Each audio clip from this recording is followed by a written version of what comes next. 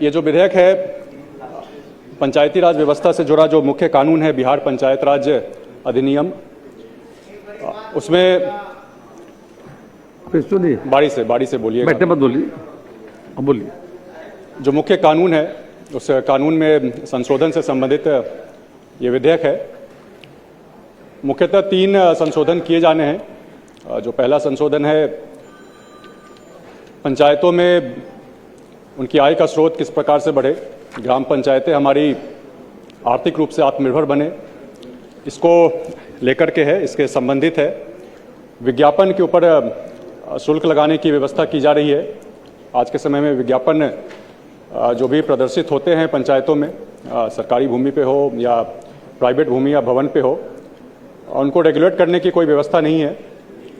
उनको रेगुलेट किया जा सके, जो भी उनसे जुड़े नियमन हैं वो बनाए जाएंगे और नियमित तरीके से, कंट्रोल तरीके से विज्ञापन प्रदर्शित किए जाएंगे और शुल्क भी उनसे लिया जाएगा।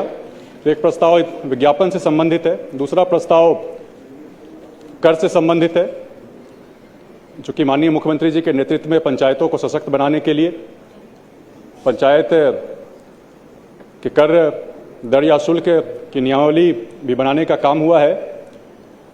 उसकी और बेहतर तरीके से क्रियान्वयन किस प्रकार से हो सके, इससे जुड़ा एक संशोधन है।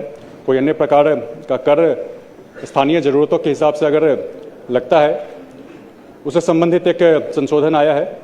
और तीसरा संशोधन जो काफ़ी महत्वपूर्ण है, ग्रामीण क्षेत्रों में भी आज हम लोग देख रहे होंगे, शहर के ही भांति बड़े बड़े अपार्टमेंट का निर्माण हो रहा है, हाउसिंग कॉम्प्लेक्स का निर्माण हो रहा है। आज के समय में जो भी निर्माण हो रहा है अनरेगुलेटेड तरीके से हो रहा है। बिल्डिंग बाईलॉज का पालन नहीं हो रहा है, सुरक्षा मानकों का पालन नहीं हो रहा है, पर्यावरण के मानक है उनका भी पालन नहीं हो रहा है। ये सभी चीज़ें हो सके, इसके लिए व्यवस्था की जाएगी, एक प्राधिकरण की व्यवस्था की जाएगी, ताकि जो भी बड़ी बिल्डिंग्स बन रही है पंचायतों के क्षेत्रों में, उनसे संबंधित जो भी नक्शा है उसको पास कराने की व्यवस्था हो, कंप्लीशन सर्टिफिकेट देने की व्यवस्था हो।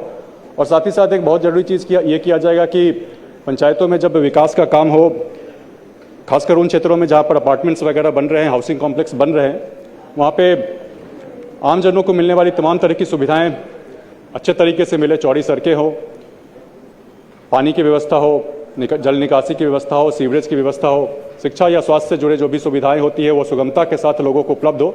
इन तमाम चीज़ों को रेगुलेट करने के लिए एक प्राधिकरण बनाया जाएगा। जो भी जरूरी बाईलॉज बनाने की जरूरत है वो भी बनाया जाएगा। तो मुख्यतः 3 संशोधन ये किए जा रहे हैं। तो इसलिए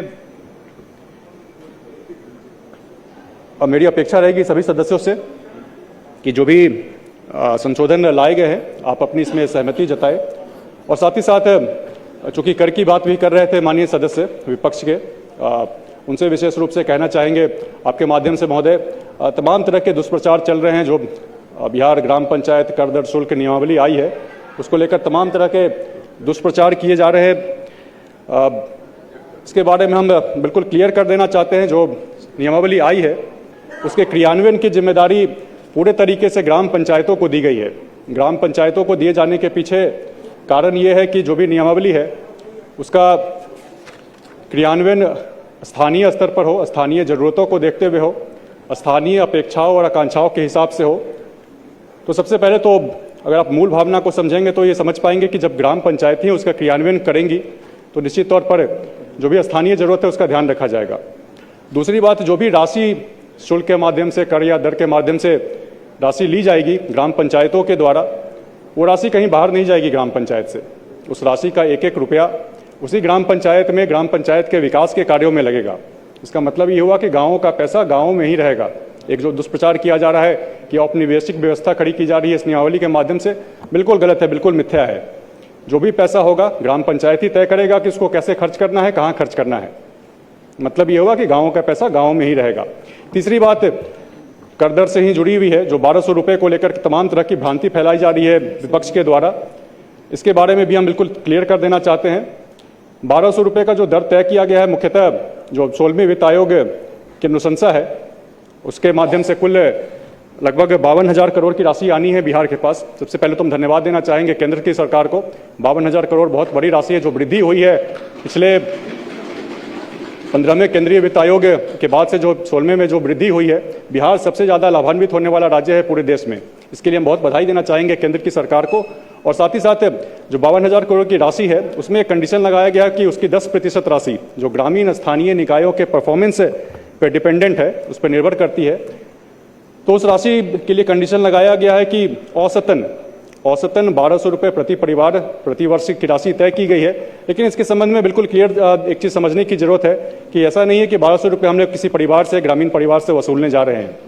1200 रुपये की जो राशि तय की गई है, ये कर दर शुल्क तो एक नियमावली बनाई गई है, लेकिन साथ ही साथ ग्राम पंचायत